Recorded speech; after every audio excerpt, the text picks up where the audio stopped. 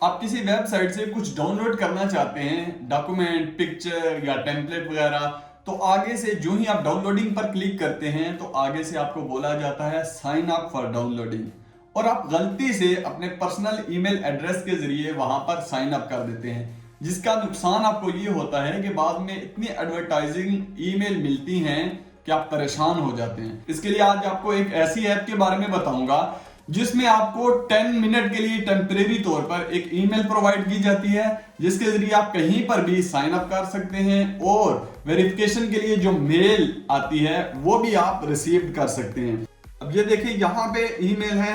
अब ये ईमेल अगर मैं कहीं पे भी साइन अप करूंगा तो इस ईमेल पर जो भी वेरिफिकेशन का मैसेज मौसूल होगा वो मुझे इस यहाँ पे इनबॉक्स में मौसूल हो जाएगा, और इस ईमेल के जरिए मैं कहीं पर भी साइन अप कर सकता हूँ।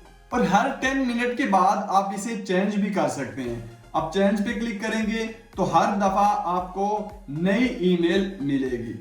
आप गूगल पे लिखेंगे टेम्प मेल तो ये ऐप आ जाएगी, इसे आप डाउनलोड कर लें और इससे भरपूर फायदा उठाएं।